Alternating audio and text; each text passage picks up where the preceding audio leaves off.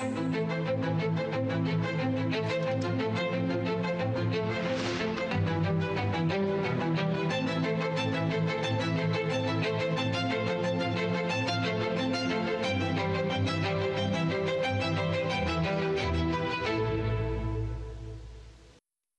প্রিয় দেশবাসী, নমস্কার। মন কি বাতে আপনাদের সবাইকে স্বাগত, অভিনন্দন। আপনারা সবাই এই মুহূর্তে নিশ্চয়ই যোগের শক্তি আর আন্তর্জাতিক যোগ দিবসের স্মৃতিতে ডুবে রয়েছেন।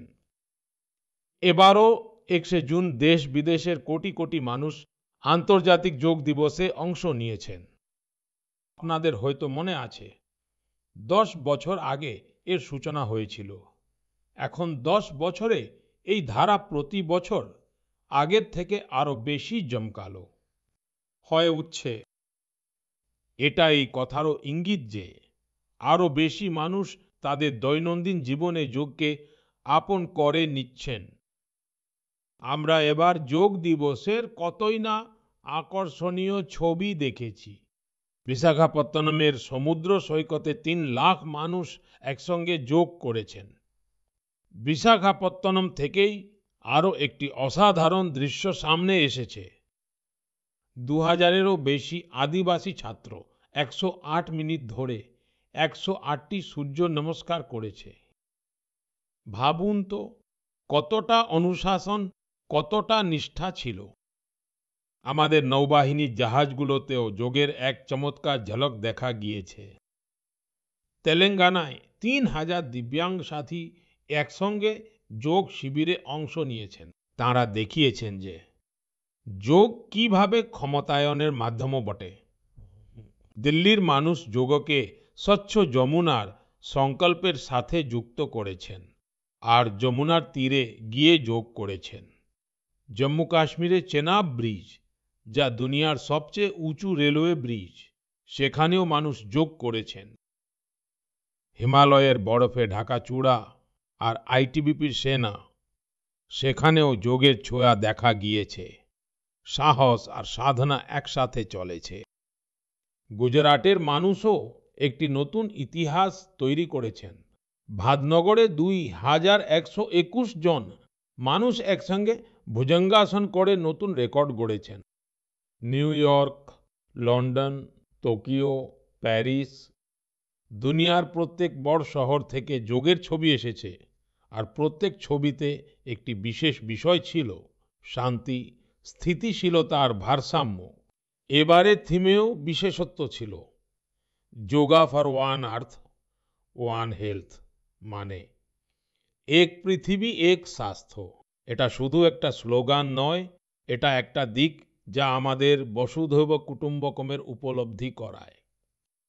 আমার বিশ্বাস এবারের যোগ দিবসের জাঁকজমক আরো বেশি বেশি মানুষকে যোগকে আপন করে নিতে অবশ্যই অনুপ্রাণিত করবে। আমার প্রিয় দেশবাসী, যখন কেউ তীর্থযাত্রায় বের হন, তখন একটাই অনুভূতি সবার আগে মনে আসে, চলো ডাক এসেছে। এই অনুভূতি আমাদের ধর্মীয় যাত্রাগুলোর প্রাণ।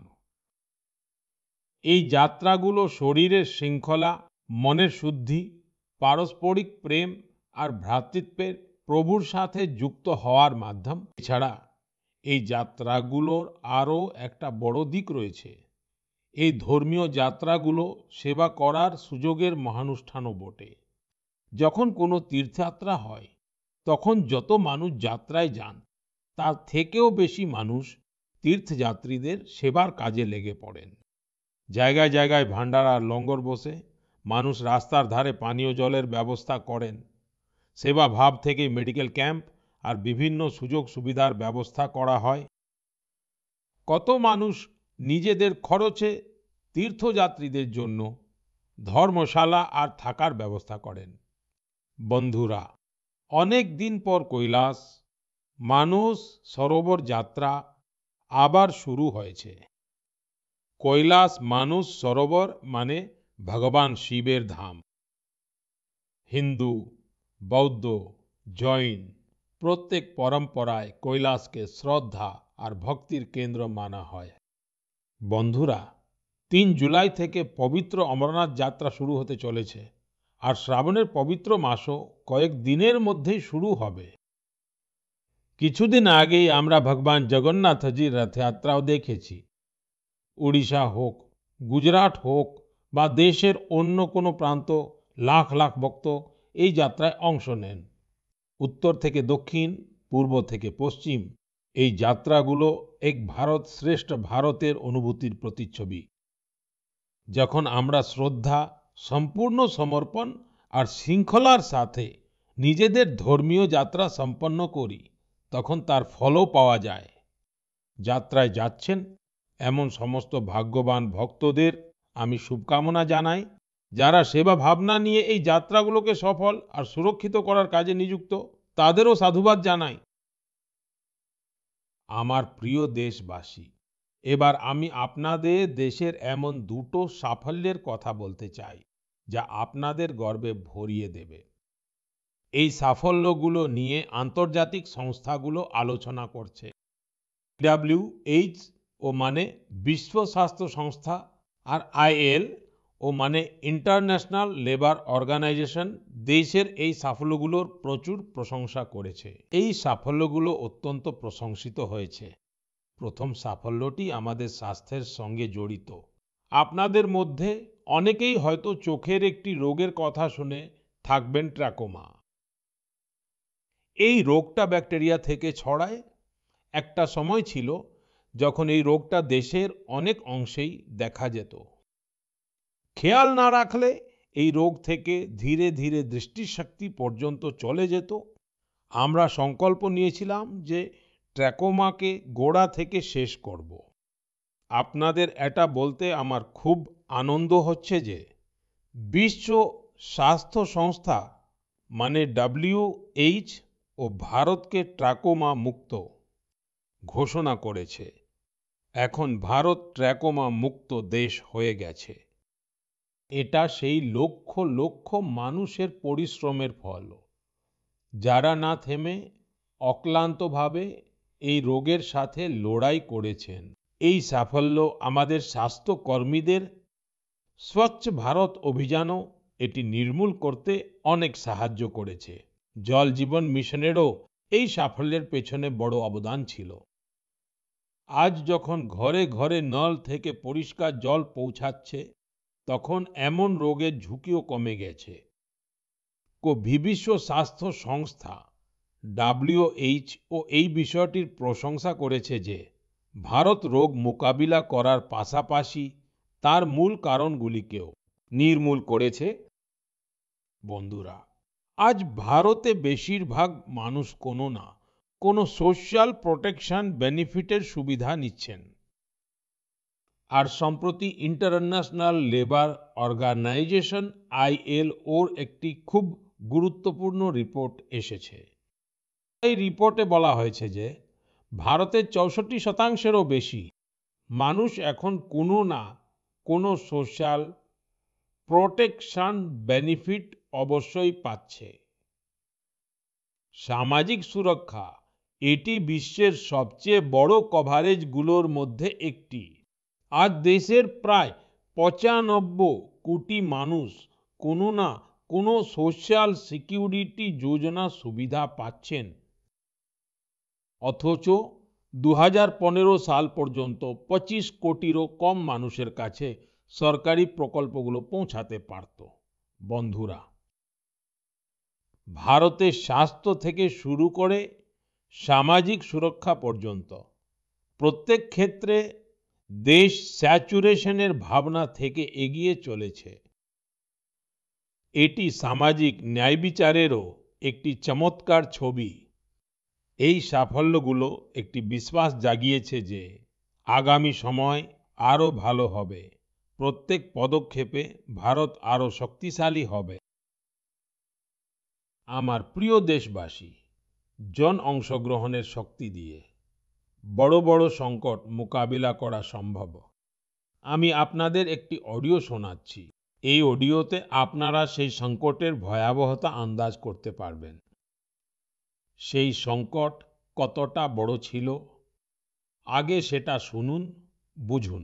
आखिर ये जो जुल्म हुआ 2 साल तक, जुल्म तो 5-7 साल से शुरू हो गया था, मगर वो शिखर पर पहुंच गया है 2 साल में, जब इमरजेंसी लोगों पर ठोक दी और अमानुषी बर्ताव लोगों के साथ किया गया।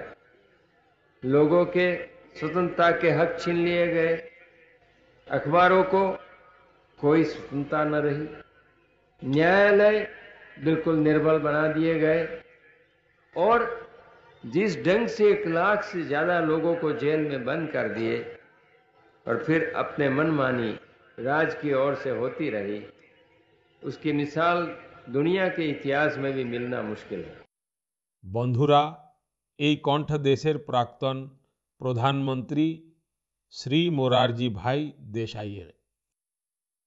তিনি সংক্ষেপে কিন্তু খুব স্পষ্টভাবে ইমার্জেন্সির ব্যাপারে বলেছেন। আপনারা কল্পনা করতে পারেন সেই সময়টা কেমন ছিল। ইমার্জেন্সি যারা করেছিল তারা শুধু আমাদের সংবিধানকে হত্যা করেনি, বরং তাদের উদ্দেশ্য ছিল বিচার বিভাগকেও নিজেদের দাস বানিয়ে রাখা। এই সময়টায় মানুষকে ভীষণভাবে প্রতারিত করা হয়েছিল। এর এমন অনেক উদাহরণ আছে যা কখনো ভোলা যাবে না। জর্জ ফার্নান্ডেজ সাহেবকে শিকল দিয়ে বাঁধা হয়েছিল। অনেক মানুষকে কঠোর যন্ত্রণা দেয়া হয়েছিল। মিসার অধীনে যে কাউকে এমনি গ্রেপ্তার করা হতো। স্টুডেন্টদেরও বিরক্ত করা হয়েছিল। মত প্রকাশের স্বাধীনতারও গলা টিপে দেওয়া হয়েছিল। বন্ধুরা, সেই সময়টায় যে হাজার হাজার মানুষকে গ্রেপ্তার করা হয়েছিল, তাদের উপর এমনই অমানবিক অত্যাচার হয়েছিল। কিন্তু এটা ভারতের জনগণের ক্ষমতা, তারা নত হয়নি, ভেঙে পড়েনি, আর গণতন্ত্রের সাথে কোনো আপোস করেনি। শেষ পর্যন্ত জনতা জনার্দনের জয় হলো। জরুরি অবস্থা তুলে নেওয়া হলো, আর জরুরি অবস্থা চাপিয়ে দেয়া লোকেরা হেরে গেল। বাবু জগজীবন রামজি এই ব্যাপারে খুব জোরালো ভাবে নিজের মতামত প্রকাশ করেছিলেন। बहनों और भाइयों, पिछला चुनाव नहीं था, भारत की जनता का एक महान अभियान था। उस समय के परिस्थितियों को बदल देने का, तानाशाही के धारा को मोड़ देने का और भारत में प्रजातंत्र की बुनियाद को मजबूत कर देने का। অটলজিও তখন তার নিজস্ব ভঙ্গিতে যা বলেছিলেন সেটাও আমাদের অবশ্যই শোনা উচিত। बहनों और भाइयों, देश में जो कुछ हुआ उसे केवल चुनाव नहीं कह सकते। एक शांतिपूर्ण क्रांति हुई है। लोक शक्ति की लहर ने लोकतंत्र की हत्या करने वालों को इतिहास के कूड़ेदान में फेंक दिया है। বন্ধুরা, দেশের উপর জরুরি অবস্থা চাপানোর 50 বছর কিছুদিন আগেই পূর্ণ হয়েছে। আমরা দেশবাসী সংবিধান হত্যা দিবসও পালন করেছি। যারা জরুরি অবস্থার মোকাবিলা সাহসের সাথে করেছিল, তাদের সবাইকে আমাদের সবসময় মনে রাখা উচিত। এর থেকে আমরা আমাদের সংবিধানকে শক্তিশালী করে রাখতে নিরন্তর সজাগ থাকার অনুপ্রেরণা পাই। আমার প্রিয় দেশবাসী, আপনারা একটা ছবি কল্পনা করুন। সকালের রোদ পাহাড়গুলোকে ছুঁয়ে যাচ্ছে। ধীরে ধীরে আলো সমতল ভূমির দিকে এগিয়ে চলেছে, আর সেই আলোর সাথে এগিয়ে চলেছে ফুটবল প্রেমীদের দল। সিটি বেজে ওঠে, আর কয়েক মুহূর্তের মধ্যেই মাঠ করতালি আর স্লোগানে মুখরিত হয়ে ওঠে। প্রতিটি পাস, প্রতিটি গোলের সাথে মানুষের উৎসাহ বাড়ছে। আপনারা হয়তো ভাবছেন, এটা কোন সুন্দর পৃথিবী। বন্ধুরা, এই ছবি আসামের একটি প্রধান অঞ্চল বোডোল্যান্ডের বাস্তবতা। বোডোল্যান্ড আজ তার এক নতুন রূপে দেশের সামনে দাঁড়িয়ে আছে। এখানকার যুবকদের মধ্যে যে শক্তি, যে আত্মবিশ্বাস আছে, সেটা ফুটবল মাঠে সবচেয়ে বেশি দেখা যায়। বোডো টেরিটোরিয়াল এরিয়াতে বোডোল্যান্ড গেম কাপের আয়োজন হচ্ছে। এটা শুধু একটা টুর্নামেন্ট নয়, এটি একতা আর আশার এক উৎসবে পরিণত হয়েছে। ৩,৭০০রও বেশি টিম, প্রায় ৭০,০০০ খেলোয়াড়, আর তাদের মধ্যে বেশি সংখ্যায় আমাদের মেয়েদের অংশগ্রহণ। এই পরিসংখ্যানগুলো বোডোল্যান্ডে বড় পরিবর্তনের কাহিনী শোনাচ্ছে। বোডোল্যান্ড এখন দেশের স্পোর্টস ম্যাপে নিজের উজ্জ্বলতা আরো বাড়াচ্ছে। বন্ধুরা, একটা সময় ছিল যখন সংগ্রামী ছিল এখানকার পরিচয়। তখন এখানকার যুব সমাজের জন্য পথ সীমিত ছিল, কিন্তু আজ তাদের চোখে নতুন স্বপ্ন আর মনে আত্মনির্ভরতার সাহস আছে। এখান থেকে উঠে আসা ফুটবল খেলোয়াড়রা এখন বড় স্তরে নিজেদের পরিচিতি তৈরি করছে। হালিচরণ নার্জারি, দুর্গা বোরো, অপূর্ব নার্জারি, মনবীর বসুমাতারি, এগুলি শুধু ফুটবল খেলোয়াড়দের নাম নয়, এটা সেই নতুন প্রজন্মের পরিচয় যারা বোডোল্যান্ডকে মাঠ থেকে জাতীয় মঞ্চে পৌঁছে দিয়েছে। এদের মধ্যে অনেকেই সীমিত সুযোগ সুবিধার মধ্যেই অনুশীলন করেছেন, অনেকে কঠিন পরিস্থিতির মধ্যে নিজেদের পথ তৈরি করেছেন, আর আজ তাদের দেখে অনুপ্রেরণা পেয়ে দেশের কত ছোট ছোট ছেলে মেয়ে নিজেদের স্বপ্ন শুরু করে। বন্ধুরা, যদি আমাদের নিজেদের সামর্থ্য বাড়াতে হয়, তাহলে সবার আগে আমাদের নিজেদের ফিটনেস আর ওয়েলবিং এর দিকে মনোযোগ দিতে হবে। যাই হোক বন্ধুরা, ফিটনেসের জন্য, ওবেসিটি কমানোর জন্য আমার একটি পরামর্শ আপনাদের মনে আছে তো? খাবারে 10% তেল কম করুন, মেদ কমান। যখন আপনি ফিট থাকবেন, তখনই জীবনে আরো বেশি সুপারহিট হবেন। আমার প্রিয় দেশবাসী, আমাদের ভারত যেভাবে তার আঞ্চলিক, ভাষাগত এবং সাংস্কৃতিক বৈচিত্র্যের জন্য পরিচিত, ঠিক সেভাবেই শিল্প, কারুশিল্প এবং দক্ষতার বৈচিত্র্য আমাদের দেশের একটা বড় গুণ। আপনি যে অঞ্চলে যাবেন, সেখানকার কিছু না কিছু বিশেষ আর লোকাল জিনিস সম্পর্কে আপনি জানতে পারবেন। আমরা প্রায় মন কি বাতে দেশের এমন ইউনিক প্রোডাক্ট নিয়ে কথা বলি। এমনই একটি প্রোডাক্ট হলো মেঘালয়ের এরি সিল্ক। এটি কিছুদিন আগেই জিআই ট্যাগ পেয়েছে। এরি সিল্ক মেঘালয়ের একটি ঐতিহ্যের মতো। এখানকার উপজাতিরা, বিশেষ করে খাসি সমাজের মানুষজন, প্রজন্মের পর প্রজন্ম ধরে এটিকে বাঁচিয়ে রেখেছে আর নিজেদের দক্ষতা দিয়ে এটিকে সমৃদ্ধ করেছে। এই সিল্কের এমন অনেক বৈশিষ্ট্য আছে যা এটিকে বাকি ফ্যাব্রিক থেকে আলাদা করে তোলে। এর সবচেয়ে বিশেষ বিষয় হলো এটিকে বানানোর পদ্ধতি। যে রেশম পোকা এই সিল্ক তৈরি করে, সেটি পাওয়ার জন্য পোকাগুলোকে মারা হয় না, তাই এটিকে অহিংসা সিল্কও বলা হয়। আজকাল পৃথিবীতে এমন প্রোডাক্টের ডিমান্ড দ্রুত বাড়ছে যাতে হিংসা নেই আর প্রকৃতির উপর তাদের কোনো খারাপ প্রভাব পড়ে না। তাই মেঘালয়ের এরি সিল্ক গ্লোবাল মার্কেটের জন্য একটি পারফেক্ট প্রোডাক্ট। এর আরো একটি বিশেষত্ব হলো এই সিল্ক শীতে গরম রাখে আর গরমে ঠান্ডা অনুভূতি দেয়। এই গুণ এটিকে বেশিরভাগ জায়গার জন্য উপযোগী করে তোলে। মেঘালয়ের মহিলারা এখন সেলফ হেল্প গ্রুপের মাধ্যমে নিজেদের এই ঐতিহ্যকে আরো বড় স্কেলে এগিয়ে নিয়ে চলেছে। আমি মেঘালয়ের মানুষকে এরি সিল্কে জিআই ট্যাগ পাওয়ার জন্য অভিনন্দন জানাচ্ছি। আমি আপনাদের সবার কাছেও অ্যাপিল করব, আপনারাও এরি সিল্কের তৈরি পোশাক অবশ্যই ট্রাই করুন। আর হ্যাঁ, khadi, handloom, handicraft, vocal for local, এগুলো আপনাদের সবসময় মনে রাখতে হবে। ক্রেতারা ভারতে তৈরি প্রোডাক্টই কিনুন আর ব্যবসায়ীরা ভারতে তৈরি প্রোডাক্টই বিক্রি করুন।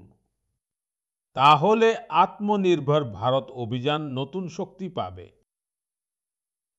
আমার প্রিয় দেশবাসী, উন্নয়ন লেড গ্রোথ মন্ত্র ভারতের নতুন ভবিষ্যৎ গড়তে প্রস্তুত। আমাদের মায়েরা, বোনেরা, মেয়েরা আজ শুধু নিজেদের জন্য নয়, বরং পুরো সমাজের জন্য নতুন দিশা তৈরি করছেন। তেলেঙ্গানার ভদ্রাচলমের মহিলাদের সাফল্যের কথা জানলে আপনাদেরও ভালো লাগবে। এই মহিলারা একসময় খেতে কাজ করতেন, রোজগারের জন্য সারাদিন পরিশ্রম করতেন। আজ সেই মহিলারাই মিলেটস, শ্রী অন্ন দিয়ে বিস্কুট তৈরি করছেন। ভদ্রাদ্রি মিলেট ম্যাজিক নামে এই বিস্কুটগুলো হায়দ্রাবাদ থেকে লন্ডন পর্যন্ত যাচ্ছে। ভদ্রাচলমের এই মহিলারা সেলফ হেল্প গ্রুপে যুক্ত হয়ে ট্রেনিং নিয়েছেন। বন্ধুরা, এই মহিলারা আরো একটা প্রশংসনীয় কাজ করেছেন। তারা গিরি স্যানিটারি প্যাড তৈরি করা শুরু করেছেন। মাত্র 3 মাসে তারা 40,000 প্যাডস তৈরি করেন। সেগুলোকে স্কুল আর আশেপাশের অফিসগুলোতে পৌঁছে দেন, সেটাও খুব সস্তায়। বন্ধুরা, কর্ণাটকের কালবুর্গির মহিলাদের কৃতিত্ব দারুণ। তারা জোয়ারের রুটিকেও একটি ব্র্যান্ডে পরিণত করেছে। তারা একটি কোঅপারেটিভ বানিয়েছেন, তাতে প্রতিদিন 3,000-এরও বেশি রুটি তৈরি হচ্ছে। এই রুটিগুলোর সুনাম এখন শুধু গ্রাম পর্যন্তই সীমাবদ্ধ নেই। বেঙ্গালুরুতে স্পেশাল কাউন্টার খুলে গেছে, অনলাইন ফুডস প্ল্যাটফর্মগুলোতে অর্ডার আসছে। কালবুর্গির রুটি এখন বড় শহরগুলোর কিচেন পর্যন্ত পৌঁছে গেছে। এই মহিলাদের উপর এর খুব দারুণ প্রভাব পড়েছে, তাদের আয় বাড়ছে।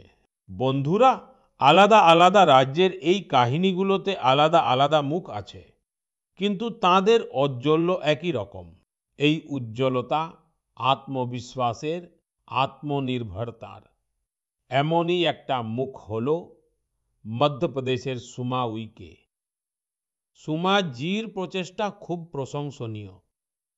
উনি বালাঘাট জেলার কাটঙ্গি ব্লকে সেলফ হেল্প গ্রুপে যোগ দিয়ে মাশরুম চাষ আর পশুপালনের ট্রেনিং নিয়েছিলেন।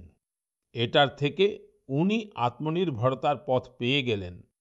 সুমা উইকের আয় বাড়লে উনি নিজের কাজও বাড়িয়েছেন। ছোট একটা চেষ্টায় শুরু হওয়া এই সফর এখন দিদি ক্যান্টিন আর থার্মাল থেরাপি সেন্টার পর্যন্ত পৌঁছে গেছে। দেশের কোনায় কোনায় এমন অসংখ্য মহিলা নিজেদের আর দেশেরও ভাগ্য বদলাচ্ছেন। আমার প্রিয় দেশবাসী, গত কয়েকদিন আগে আমাকে ভিয়েতনামের অনেক মানুষ বিভিন্ন মাধ্যমে নিজেদের বার্তা পাঠিয়েছিলেন। এই বার্তাগুলোর প্রতিটা লাইনে শ্রদ্ধা ছিল, আন্তরিকতা ছিল, তাদের অনুভূতিগুলো ছিল মন ছুঁয়ে যাওয়ার মতো। তারা ভগবান বুদ্ধের পবিত্র নিদর্শন দর্শন করার সুযোগ করে দেওয়ার জন্য ভারতের প্রতি নিজেদের কৃতজ্ঞতা প্রকাশ করছিলেন। তাদের কথার মধ্যে যে অনুভূতি ছিল তা কোনো আনুষ্ঠানিক ধন্যবাদের চেয়েও অনেক গভীর। বন্ধুরা, মূলত ভগবান বুদ্ধের এই পবিত্র নিদর্শনগুলোর খোঁজ পাওয়া গিয়েছিল অন্ধ্রপ্রদেশের পালনাড়ু জেলার নাগার্জুনকোন্ডায়।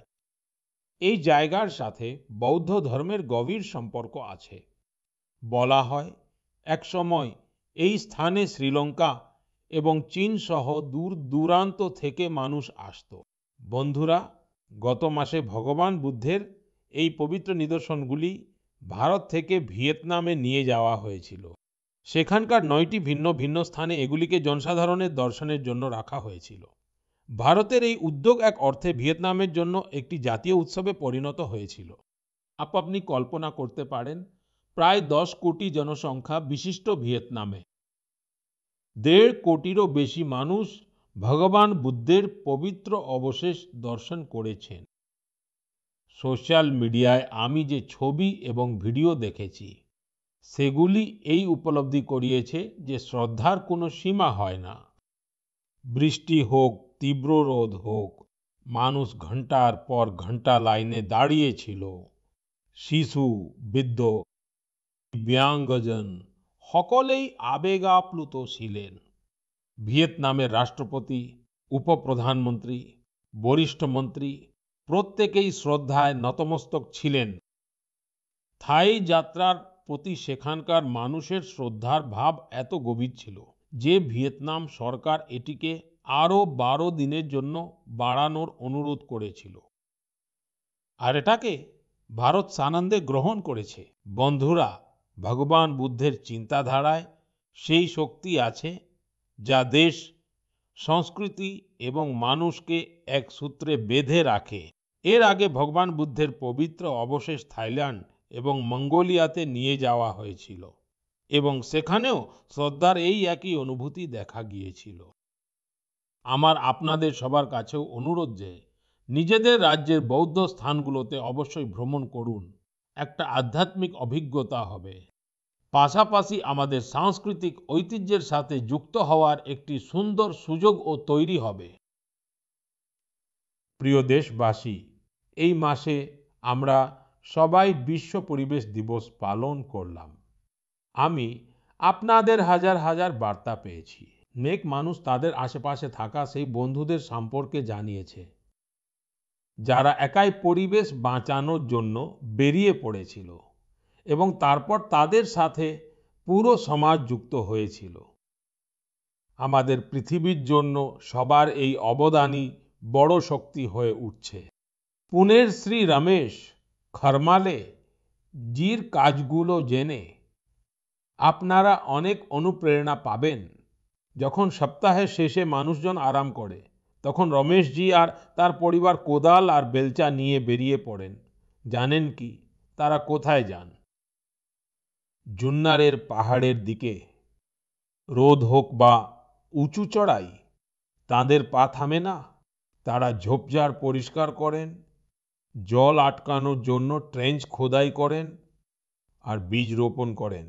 তারা মাত্র 2 মাসেই 70টা ট্রেঞ্চ বানিয়ে ফেলেছেন। রমেশজি অনেক ছোট ছোট পুকুর বানিয়েছেন, শত শত গাছ লাগিয়েছেন। তিনি একটা অক্সিজেন পার্কও বানাচ্ছেন। এর ফলে এখানে এখন পাখিরা ফিরতে শুরু করেছে। বন্যপ্রাণ নতুন করে প্রাণ ফিরে পাচ্ছে। বন্ধুরা, গুজরাটের আহমেদাবাদ শহরে পরিবেশের জন্য আরও একটা সুন্দর উদ্যোগ দেখা গেছে। এখানে নগর নিগম মিশন ফর মিলিয়ন ট্রিজ অভিযান শুরু করেছে। এর লক্ষ্য হলো লক্ষ লক্ষ গাছ লাগানো। এই অভিযানের একটা বিশেষ দিক হলো সিন্দুর বন। এই বন অপারেশন সিন্দুরের বীরদের উৎসর্গ করা হয়েছে। সিন্দুরের গাছ সেই বীরদের স্মৃতিতে লাগানো হচ্ছে যারা দেশের জন্য সবকিছু উৎসর্গ করেছেন। এখানে আরো একটি অভিযানকে নতুন গতি দেয়া হচ্ছে যার নাম এক পেড় মা কে নাম। এই অভিযানের অধীনে দেশে কোটি কোটি গাছ লাগানো হয়েছে।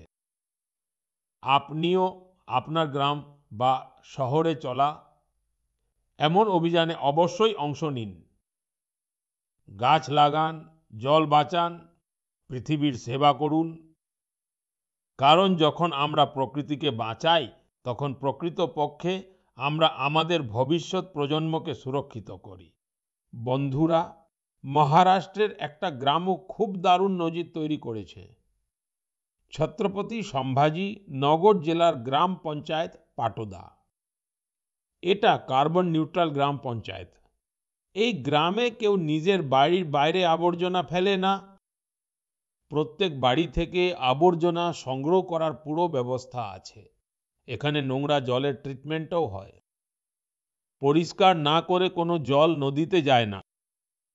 এখানে ঘুঁটে দিয়ে শেষকৃত্য হয় আর সেই ছাই দিয়ে মৃত ব্যক্তির নামে গাছ লাগানো হয়।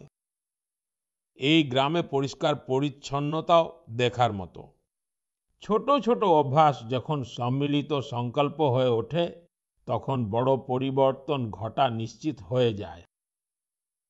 আমার প্রিয় সাথীরা, এই মুহূর্তে সকলের নজর ইন্টারন্যাশনাল স্পেস সেন্টারের দিকেও। ভারত এক নতুন ইতিহাস গড়েছে। আমার কাল গ্রুপ ক্যাপ্টেন শুভ্রাংশু শুক্লার সাথে কথা হয়েছে। আপনারাও শুভ্রাংশুর সাথে আমার কথোপকথন নিশ্চয়ই শুনেছেন। এখন শুভ্রাংশুকে আরো কিছুদিন ইন্টারন্যাশনাল স্পেস সেন্টারে থাকতে হবে। আমরা এই মিশন নিয়ে আরো কথা বলবো। তবে মন কি বাতের পরের এপিসোডে। এখন সময় হয়েছে এই এপিসোডে আপনাদের কাছ থেকে বিদায় নেওয়ার। কিন্তু বন্ধুরা, যেতে যেতে আমি আপনাদের একটা বিশেষ দিনের কথা মনে করিয়ে দিতে চাই। 1 জুলাই। পরশু মানে 1 জুলাইতে আমরা দুটো খুব গুরুত্বপূর্ণ পেশার সম্মান জানাই, ডাক্তার এবং সিএ। এই দুজনই সমাজের এমন দুই স্তম্ভ যারা আমাদের জীবনকে আরো ভালো করে তোলে। ডাক্তাররা আমাদের স্বাস্থ্যের রক্ষক, আর সিএরা আর্থিক জীবনের পথপ্রদর্শক। সমস্ত ডাক্তারদের আর চার্টার্ড অ্যাকাউন্টেন্টদেরকে আমার অনেক অনেক শুভকামনা। বন্ধুরা, আপনাদের পরামর্শের জন্য আমি সবসময় অপেক্ষা করি। মন কি বাতের পরের এপিসোড আপনাদের এই পরামর্শগুলো দিয়েই আরো সমৃদ্ধ হবে। আবার দেখা হবে নতুন কথা নিয়ে, নতুন প্রেরণা নিয়ে, দেশবাসীদের নতুন সাফল্য নিয়ে। অনেক অনেক ধন্যবাদ। নমস্কার।